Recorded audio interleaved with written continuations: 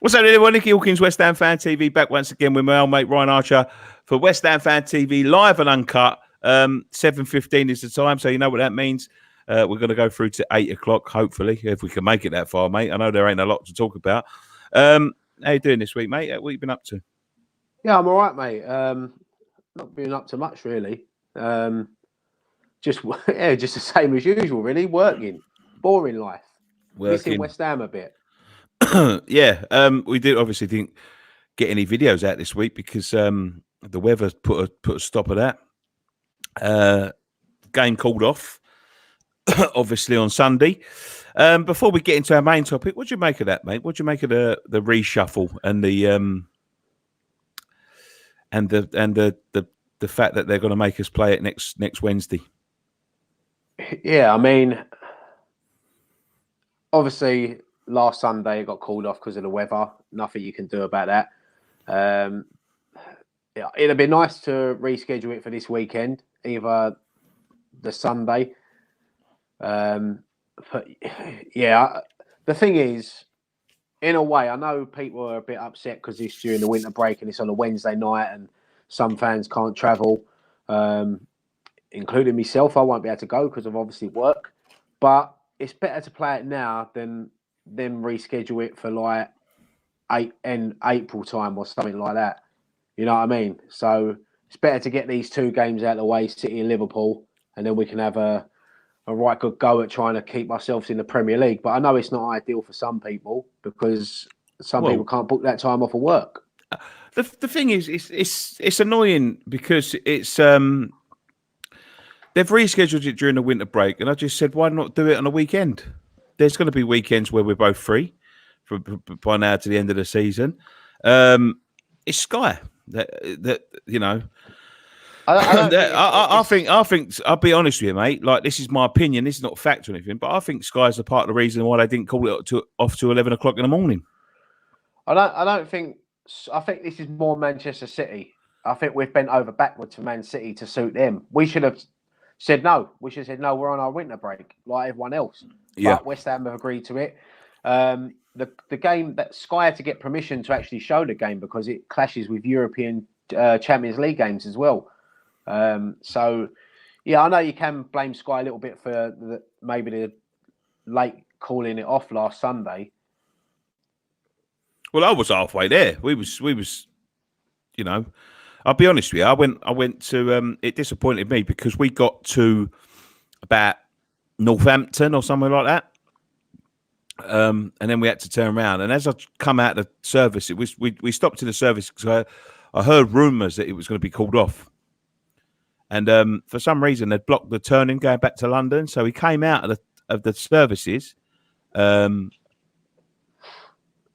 back up to sort of like go to the next junction. And then there was an almighty fucking traffic jam. And we sat in that for 2.5 hours. I never got back to my house till 6:30. And I left at 7 o'clock in the morning. Yeah, crazy. 8 o'clock in the morning. Could have got worse, really, could you? Unless you watched us lose 6-0 as well. So maybe that was a bit of... But the thing is, look, people were saying, it'd been a good time to play them because of the weather, but there's no real good time to play City, is there? So, as I said, sooner we get these two games out of the way. If we get anything from them, it's a bonus. I can't see it personally, but then we can have a real good crack at trying to stay up in the Premier League. Yeah, but that's the thing, isn't it? At the end of the day, it's got to be played at some time, and you know, no matter when they decide to reschedule it for, it's always going to affect someone. I just personally, I would like to have seen them play it back on a weekend again because, you know, you've wasted a weekend and you've got to go back up there on a weekday. It is what it is at the end of the day. Let's talk about the main subject. And you know what? I'm getting a bit annoyed with sort of ball bashing all the time because it's just not that I sort of agree with them or anything like that. It's just that it's boring me now.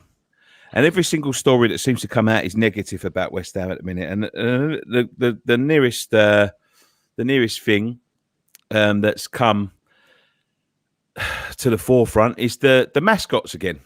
We've gone back round in a big circle, and now we're back for the mascots. Go on, I thought you were going to say something. No, I was just going to say I agree with you on the. It's like every day on social media now, isn't it? It's just constant, the same 24/7, same things. People repeating themselves. And look, I understand there's not a lot going on in the West Ham world at the moment, but we all know everyone's feelings on the board. It's just when it's constant all the time, it does get a bit boring. So I'm hoping that the team. And I'm not saying take the focus off the board, because that's never going to happen, and they don't deserve us to take the focus off the board. But I just hope the team start putting in performances so we can start talking about West Ham moving up the table. Well, the thing is, mate, I think when you've got a break, we've got a break now. Well, we did have a break this week. We come back Wednesday, but we've got a break now until Wednesday. There's always going to be a situation where something like this comes up. But so the rumor is, well, not rumor, it's fact.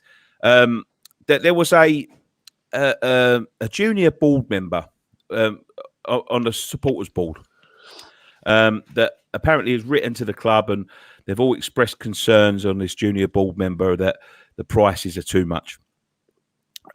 And long story short, the club have ignored the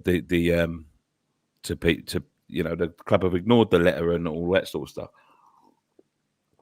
And it's all going around social media, obviously, that the fact that they charge £700. It's the highest in the Premier League. Now, it comes out, if you tote that up, I think, what do they have, 11 mascots on the day? They have 11 mascots on the day, right? Yeah, every player's got a mascot, yeah. Every player's got a mascot. So that's £7,700 per game, times 19 plus whatever it is. It's over £100,000 that they're charging the community. Now, it's now coming to the forefront again. The press are in this sort of anti-ball mode, anti-West Ham mode, whatever. And they're starting to pick up on it. TalkSport picks up on it. And Brighton, the guy that sorts out Brighton stuff, who charges £350 for a match day mascot, and they include a kit.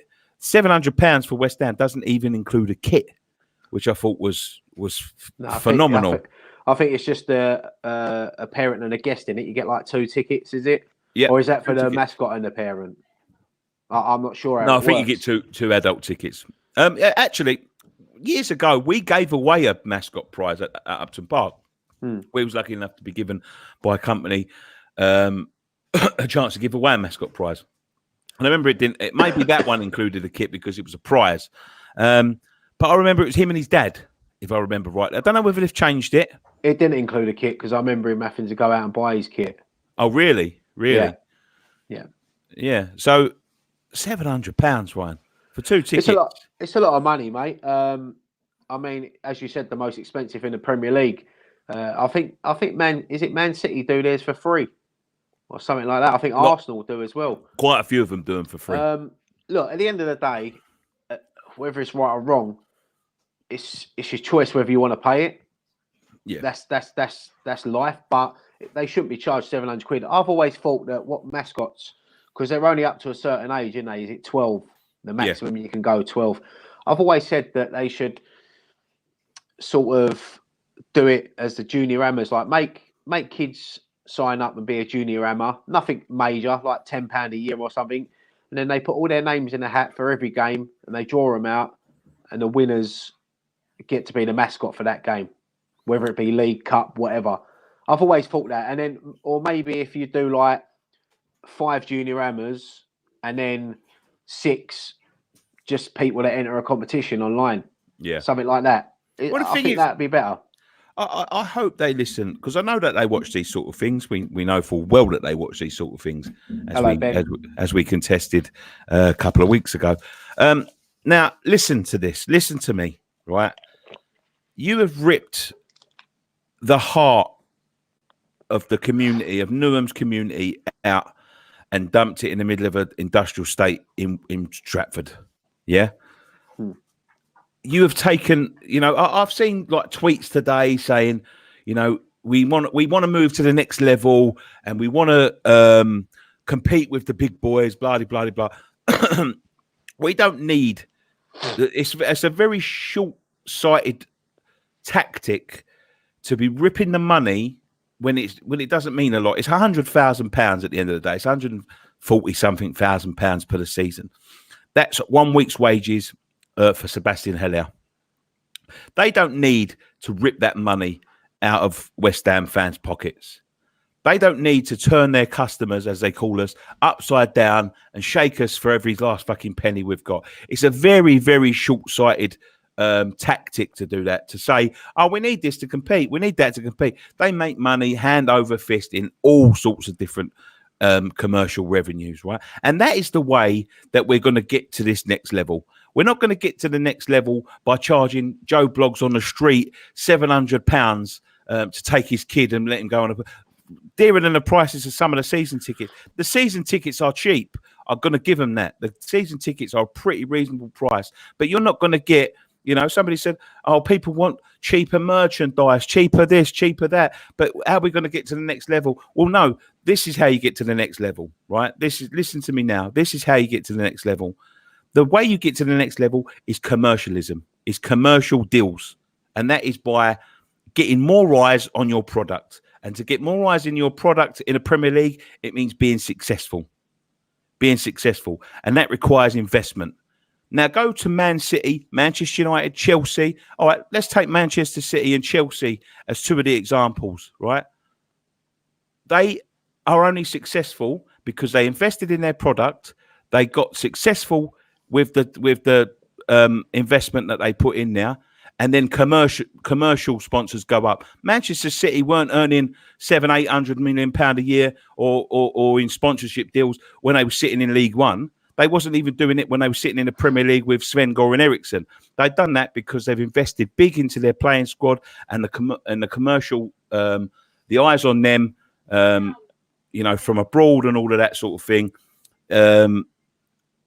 Sponsors want to be part of that and they'll pay big money. Manchester United have got Chevrolet on their shirts. It was the biggest sort of sponsorship in the history of Premier League shirts. Liverpool will get the same. Chelsea, who were a mid-table club 15, 16 years ago, are now getting tons and tons of money from the likes of Nike, the tyre place, whoever sponsors them, Yamaha tyres or whatever it was. That's how you grow in this. And it takes investment. To be tipping them people upside down, charging them £4.50 for a Coke. Yeah, you get into the place very, very cheaply, but then they want to charge you £4.50 for a Coke. They want to put vendors on your doorstep that charge you £11 for burger and chips. All you're doing is tipping these people upside down and making it, giving them a bitter taste in their mouth. They took that club out of the heart of a community where people worked, where people were part of it every game, and dumped it in the middle of a middle of an industrial state, and give franchises away. Stop tipping the customers upside down. Give them something back. You owe them people something. Little kids that have supported their club since they was born, their dads that supported them, their dad's dad supported them. Stop charging them £700 to be part of a fucking match day and giving it to them for nothing. That is the least you can do. The least you can do.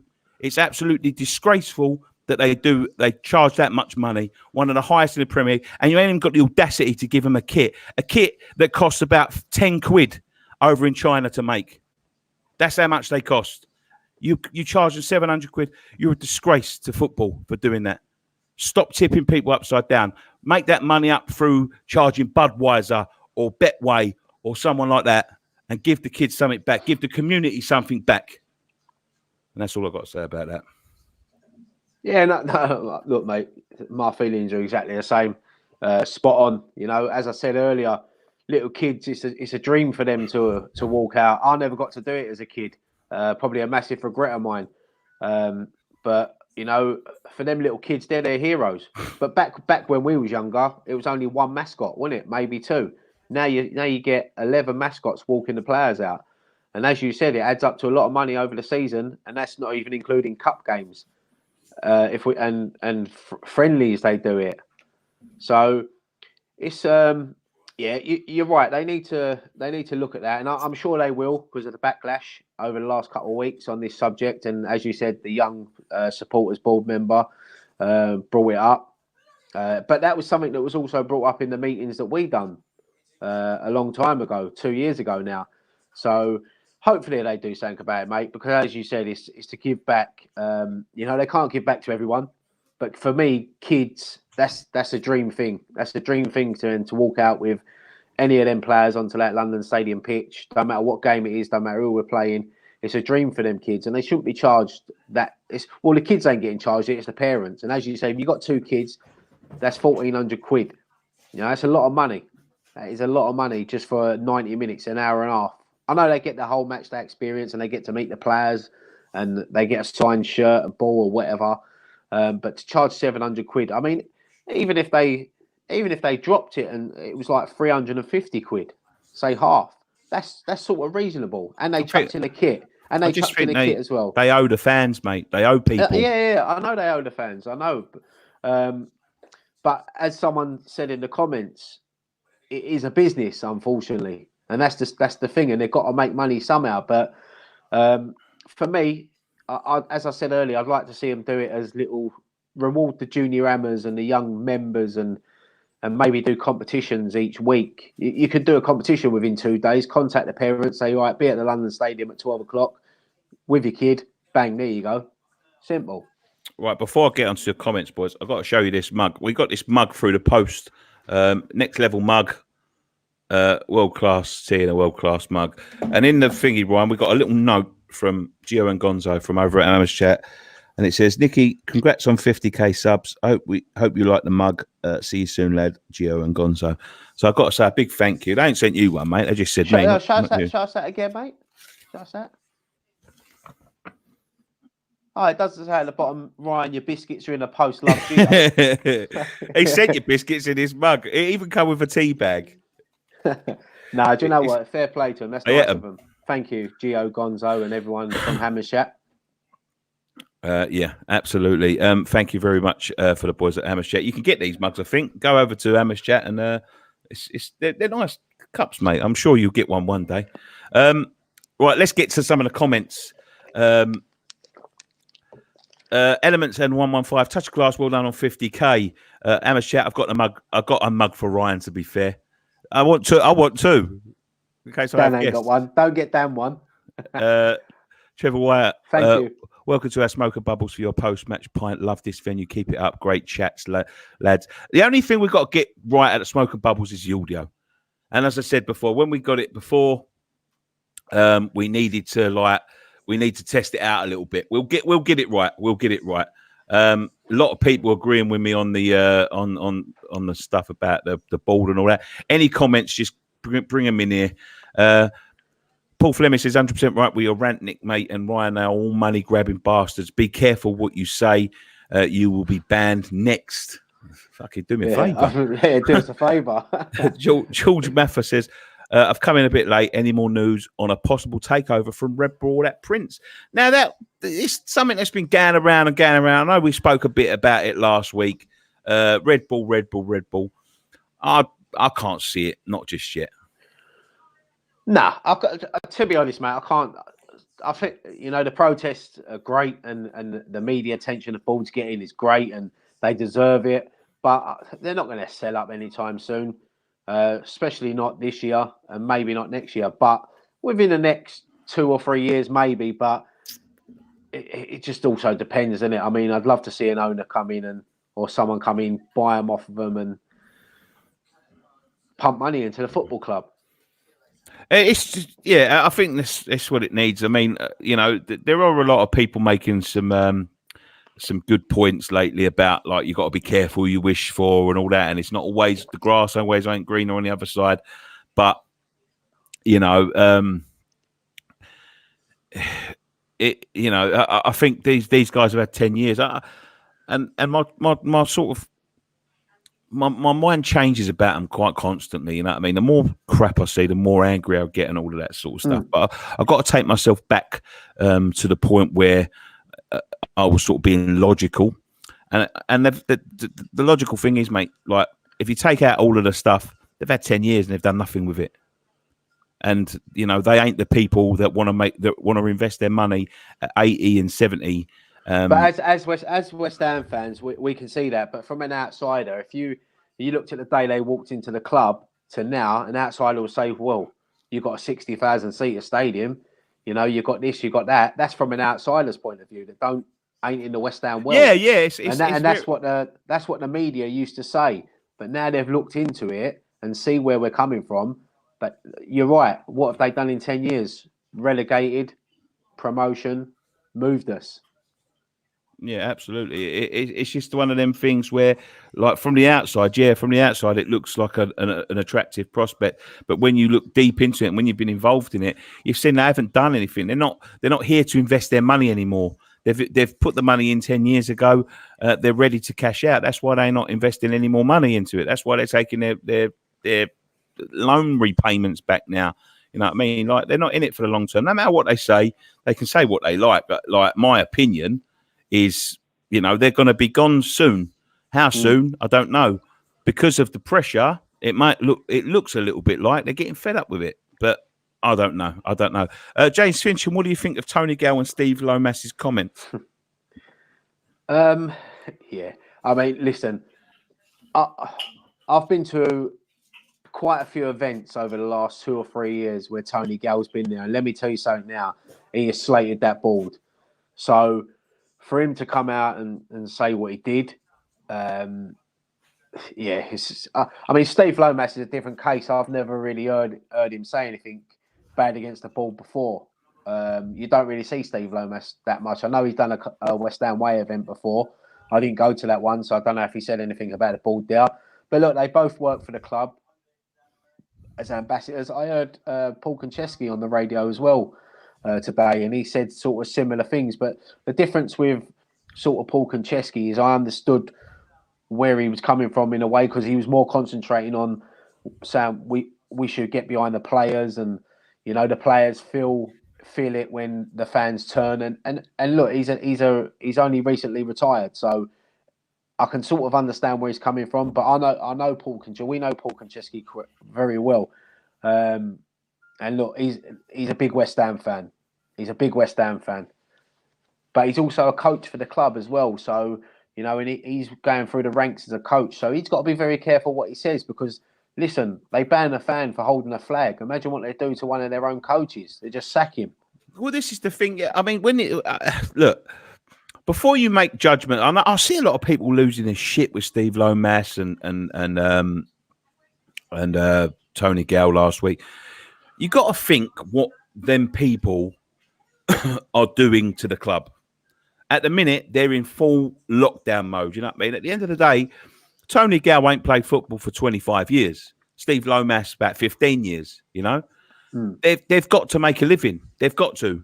Their living is working in coaching, working as ambassadors. You know, match day speaking and all that with the club. They're not going to come out in public and turn around and say, "Oh yeah, it's, you know, they're all to blame." It's absolutely great, because we see what they've done with Stuart Pearce. You know, and he only said that he never saw anyone. It's like us, mate. If we sat here now and slagged off our bosses, who we work for, you'd probably find yourself going in there in the morning and you're sacked. That's the way it is, and they've got to be very careful. But maybe off camera, they'll have a different opinion. Yeah, the only thing I didn't agree with what Lomas said was when he called the fan idiots. Yeah, you got to be, you know. Yeah, at the end of the day, you know, you can go one or two ways. If people start turning, look, I like Stevie Lomas. Stevie Lomas was a brilliant player for us, brilliant captain. I thought one of the best captains over the last 25 years. I think behind Kevin Nolan and Julian Dix, probably as a captain. But you've got to be careful when it comes to the fans as well. Do you know what I mean? Like, because if you piss them off, they won't want you there. Yeah, and this is what I was saying about Paul Konchesky. What he said earlier, he was more talking about the fans. Listen, we're not. No one's against the team. No one's against the team. But I think what he was just trying to put across is that the players get affected by it. And plus, if the players are losing, they can use that as an excuse. They can latch on to that. That's the thing that worries me, is just using it as an excuse. Paul 123. ask this to be offensive or morbid, but what happens if something happens to Gold health-wise? Guy's 83, not long left for him, surely. Well, I couldn't comment on his health situation, mate. He doesn't, to be honest with you, I've heard he's been ill over the last few years.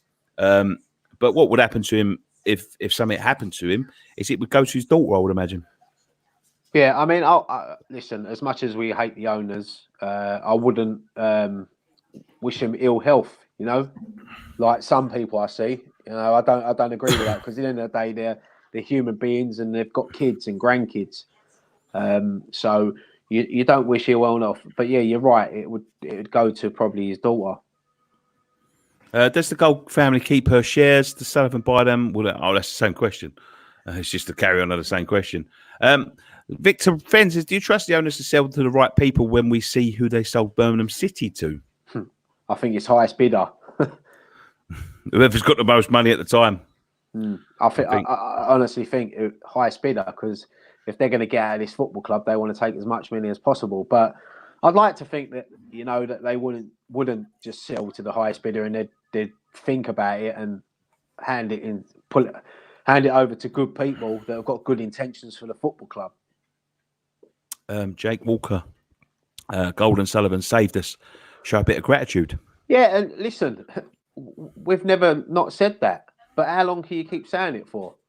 You know, I know they saved us, and I appreciate that for what they done back then, and I do, and I don't care what if people want to slag me off for that. I do. I appreciate them coming in, because we was in a bad place when they took over. But as I said, how long can you keep? You can't in 30 years' time say, yeah, well, they saved us 30 years ago. Yeah, I mean, it's a bit like the hero that saves the dog but beats it every day. Do you know what I mean?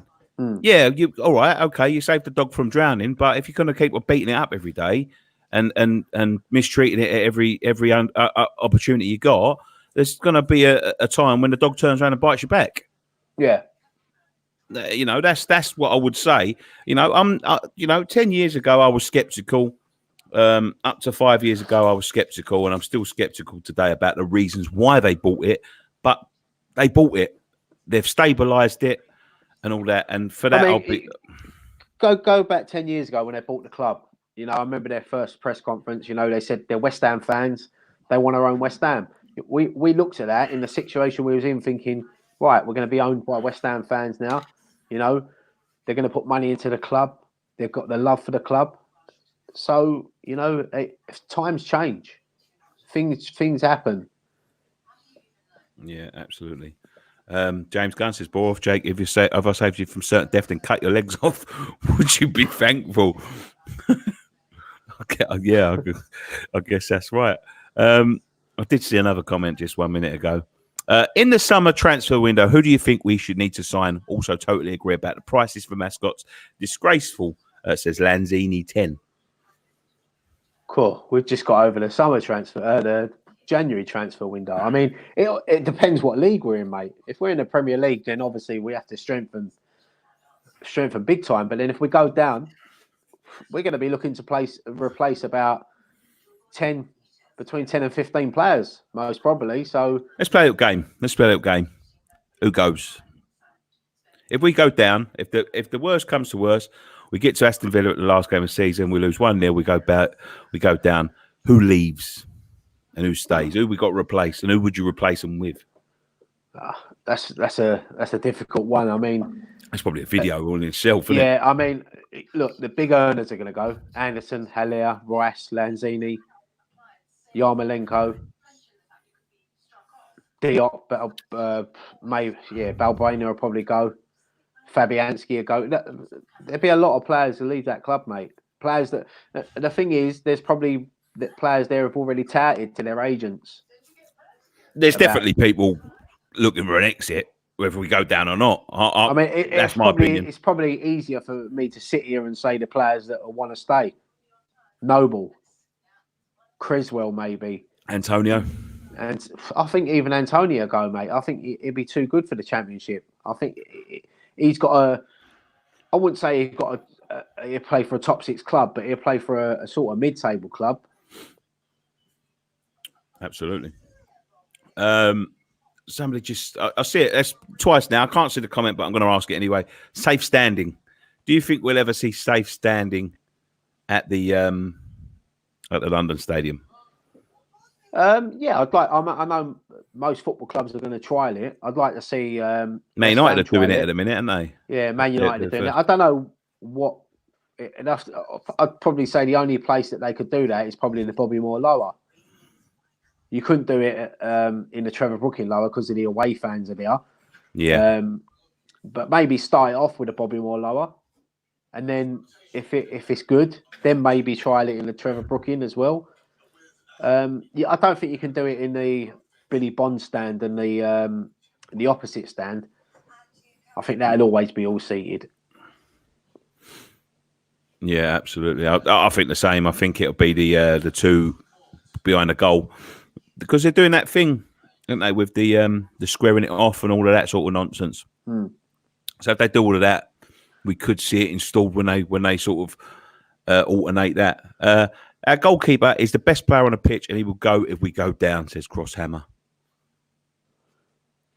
Goalkeeper is, yeah, I mean, Fabianski is a great goalkeeper. And yeah, he would go because there'd be Premier League teams all over him that'll want him. Maybe even teams abroad. Question for you, mate. Where did you get your hoodie from? Where did I get it from? Lakeside. Levi's shop in Lakeside. Levi's Roots. Ollie PRJ says Randolph, Noble, Cresswell, Fredericks, and maybe Snodgrass will be the only stayers if we went down. I think Ogbonna might stay. Jared Bowen will definitely stay. That's probably why we signed him. I don't know. I don't think he will, to be quite honest with you. Man City. People going back to Man City. 2-2 at Man City, or 2-1 to West Ham, away to Liverpool. Come on, you irons. Was you hopeful at Man City because of the weather? Because I thought, when it was all windy and that, I thought to myself, do you know what? That might give us a chance here. Stop them from playing. Do you know what I mean? Yeah. I don't know, mate. It'll always be difficult when you go to City. I don't know if the wind would have helped us unless the wind can play up front. But yeah, I'm not saying I'm confident, but I think it might be a good time to play City next week.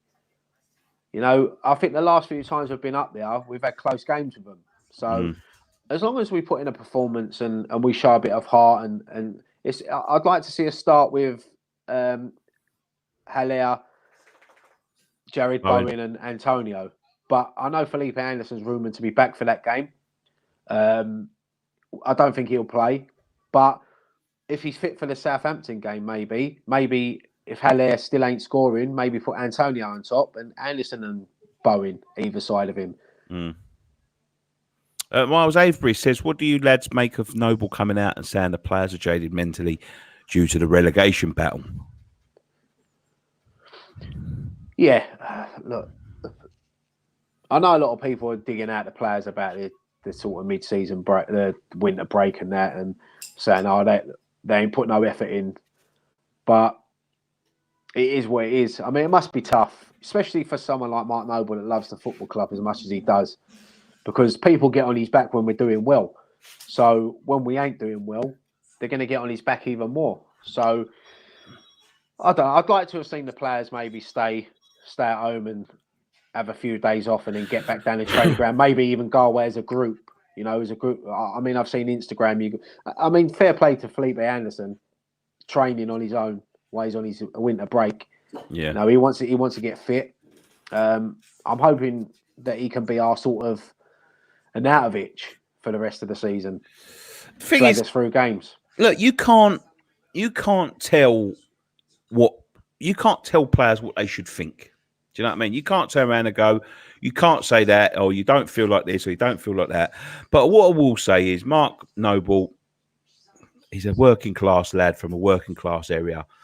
Sometimes it's best to say nothing than say anything. You know what I mean? Because people that wake up at 4 o'clock in the morning to go and drive a skip lorry, or 5 o'clock in the morning to go and work in a warehouse, or, you know, 7 o'clock in the morning to go and work in an office for 8 hours, 9 hours, 10 hours in a day for a lot less money than they're on. When you're worried constantly about paying bills and keeping a roof above your head and keeping the electric on, things like redundancy, which I'm flirting with a little bit at the minute at my work. You know what I mean? And paying the bills and keeping everyone fed and warm and all of that. It's a little bit like, you don't live in the real world, but you can feel jaded, you can feel tired and all that, but in comparison to what's going on in the world, it's best just to say, just get on with it. Yeah, because I mean, look, I know they train every day. They play one game a week, like 90 minutes on a Saturday or Sunday or whatever. They travel all over the country, but mentally, being a football player, I can't imagine what that does to you, especially when you're down the bottom and all the pressure and all the messages. It takes its toll on you sometimes. But you're right. I mean, football players don't live in the real world. I mean, the story today about the Birmingham City player, the 16-year-old, linked with a £50 million move to Man United. He's going to go from £145 a week to £100,000 a week at 16 years old. Yeah, that's what's wrong with modern day football. That's a recipe for fucking disaster. If I'm honest, that tells you everything now. That tells you everything now. That you give a 16-year-old kid that sort of money. What would you do with £100,000 a week at 16? What I do with £100,000 a year. At 16, go back to when you were 16, and all of a sudden you sort of good-looking young lad, and you're cracking around footballs for fun, and all of a sudden, Man United come in and go, I want £50 million. I'm going to pay him £50 million, and I'm going to pay him £100,000 a week at 16. What would you do? Well, I'd probably spend half of it in the pub, in the beak, in the wine bar. Look, he won't be on £100,000 a week very long. No, it'll change his life, his family's life. I just hope that, because I've heard good things about this kid, but I just hope that he gets the right people around him, the right PR team, his family look at, because that's life changing, and good luck to the kid. If he's that good luck to him. Yeah, absolutely. We'll keep Noble Antonio, Cresswell, Snoddy, Randolph probably. That's if we go down to the Championship. We've got to start wrapping up now. Talking of Ginger Carroll, he's shaving all his hair off for Isla. Is he? Yeah, he's shaving it all off. He tagged. Yeah, mate. Good, fair play to him. Like, have you seen that mane he's got? He could probably get about £400,000 for it in a wig shop. He looked like Nicky Butt when he shaved it off. Yeah. No, fair play to him, mate. He's been threatening to do it for a few years, to be quite honest with you. If you go on our Twitter page, you'll see he's tagged us in it. So get sharing, and yeah, well done. Ian Wilkins says, come on, lads, these boys are getting big money. Pressure is going to the food banks, feed your share. I just said that, mate. I wasn't disagreeing with that at all. Yes, yeah, 100%. Yeah, so he's shaving his hair. Do you reckon he'll let me shave it? Do you remember when I shaved your hair on the aeroplane going to Mexico? Yeah, he threw the clippers on that. He thought it was like at a time of like heightened security when all the stuff was going on in the airports and stuff, bombs and all that sort of thing. And all of a sudden, I pulled out a pair of clippers because my cousin had shaved my hair and he'd left a big patch at the back. I'm sure he'd done it on purpose. Yeah, 100% because he weren't coming. Yeah, he left a big patch on the back, and I felt it, and I thought, oh no, he's left a patch on the back. So he said he sort of stuck this fucking big bit of hair. So I had the clippers in the bag, funny enough, and I said to Ryan, would you shave that bit off? And Ryan didn't want to touch him because he thought it might be classed as a weapon on a plane. And no, it wasn't that. It was quiet on there as well. And when you did it was like vibrating, and then I thought, fuck me. And he shaved it off, and then he just chucked it at me when it was still on. It was still vibrating in my lap, and I was trying to get hold of it. Ray Borum says, Nicky, if you get made redundant, will you do this full time? No, unfortunately, I won't, mate. We don't make enough money to make it a full-time job, unfortunately. We'll have a look at some options, but we'll see what I can do. It might change look, it might change the way it runs forever, unfortunately. But we have to just see how it goes. Ian White says we've got a ready-made team already to come into the championship: Cullen, Holland, Diangana, Hugh Gill. I know he says yay at the end, but look, if we did go down, they're not bad players to have. No, especially Diangana and Holland. I wouldn't turn my nose up at them, mate. I think they're, To be fair, we'll probably be lucky to keep hold of Diangana if we go down and West Brom go up. Yeah, that's always the trouble, isn't it? Although he might think he owes us a year or two, a little bit thingy. Football players don't think like that, mate. I know this is something very close to your heart, mate. We've got 5 minutes left. Andy Lee, change the subject, lads. Saturday, 21st of March. It's May. Football match for Isla, mate. At work, wanted me to mention it. Oh no! That one there is the North versus South game. That's at Avebury Football Club. That's when you get Newcastle and Sunderland and West Ham fans and Millwall. I think Ginger Carroll's playing in that one and Ben Short as well. That's at Avebury Football Club. So yeah, I'm going to try to get over there for that one. They do it every year. I think last year they played it up north. So this year they've come down south. Yeah, they alternated, didn't they? But there is one in May as well. 21st of May, is it? No, 24th of May, Bank Holiday weekend. Nice. At Avebury Football Club again. Obviously, Team Isla versus ex-West Ham and Celebs again.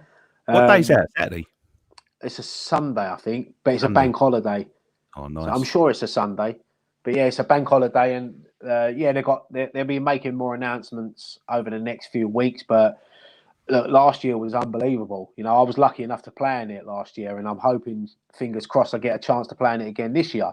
But if not, I'll still be there supporting the day, because it's a great day for a fantastic, unbelievable little fighter, Isla Caton. So, really looking forward to it. So, yeah, we'll put all the details up on our site as well. Baz Cox, obviously, he puts everything up on. Well, he's not on Twitter no more, but he's Facebook. He'll put all that on there. I want to do the commentary. Yeah, you do the commentary with. I think Dave and X done it last year. There'll be loads of things for people to get involved with on the day. But the main thing is just buying a ticket and turning up and supporting the day. I'd love to play, but. Like that's a dream for me. We used to play football together, right? But my playing days are long behind me, mate. They finished with an accident 10, 15 years ago. How long ago was it now? About 15 years ago, wasn't it? 13 years ago. Yeah, I had to give up. I had a bad accident when I was abroad in Jamaica, and I had to give up at 24. We had many a good day playing football, mate. Joe O'Brien said, "Stick Nicky up front." Yeah. But the thing is, last year for me, I was a forward. It was unreal, sitting in that changing room with all the ex-West Ham players, and Julian Dix is my manager, and playing with Collins and Daly, Gabadon, players that I grew up watching. So, it was, and Billy Bonds was meant to be there that day as well, but unfortunately, I think it was his wife fell ill just before, so he couldn't attend. So, there'll be some. Good people over there again this year, and it's, as I said, it's for a fantastic cause. I've blocked someone by mistake. I was trying to block this guy that was just spamming the chat, and I've blocked Paul 123. Paul, if you're blocked, mate, I'll unblock you after this broadcast has ended. Sorry, I didn't mean to do that. I just clicked the wrong thing. I don't think we will go down because the FA won't let us play Millwank. Yeah, there's always positives. Do you know what, right? When I look at the Championship, listen, I love Premier League football. I love being in the Premier League. It's where you got to be. But I wouldn't be too disheartened being in the Championship because there's some good teams down there. There's some good away days down there. There's some big clubs down there. I think 23 out of the 24 in there have all played in the Premier League at one point. It's a tough league. It's a very tough league. So it wouldn't be the worst thing in the world, especially if we had to go down to rebuild. But as I said, I love being in the Premier League. The only problem I think about it, right, is I don't think if we get down, I don't think it'll be like a cakewalk to get back up. We haven't found it a cakewalk the last two times, and we've had a very, very good team. I think the last two times we've been relegated, mate, we've only been top of the league twice. in both them spells. So, I think so. Yeah, and that was, I think, the first one was on the first day of the first time we got the first season when we beat Preston. Yeah, I think that was the only time we was top of that league, and then like the year after, obviously we went up during the playoffs, but during the sort of like the 10, 11, 11, 12 season, Sam Allardyce season, it was like Reading and Southampton just was unbelievable. They're unstoppable. I remember that season because it was us and Southampton that were battling the top two, and then all of a sudden after Christmas, Reading just come from nowhere. They were like fifth from bottom at one point. They won it, didn't they, Reading? They won their last, I think, like 20 games. 20 games, yeah. Something crazy like that. That's what I'm saying. There's always teams that can come from nowhere and they go on unbelievable runs. I just worry about the stomach that we've got now. You know, it'll end up having to go back to basics and all that sort of nonsense, but I don't know. I don't know what to make of it all, to be honest. Right, we're going to leave it there, guys. Thank you so much for joining us on this edition of West Ham Fan TV's Live and Uncut. There are videos coming. I've got a lovely video coming either tomorrow or Saturday about the food banks that we went to interview. John, I had to film a little bit in between, and I've been waiting for my eye to get better. And thankfully, my eyes got better now. Otherwise, I remember doing the intro to it, and I was like that, like Popeye. You know what I mean? But so thank you so much. We've got a lovely video coming up with a guy from the food banks. Been a few weeks, but I'm going to get it out this week. We're coming up with some more content over the next few weeks. Join us for the build up to Man City again. I was going to say, are we going to do the live show next Tuesday?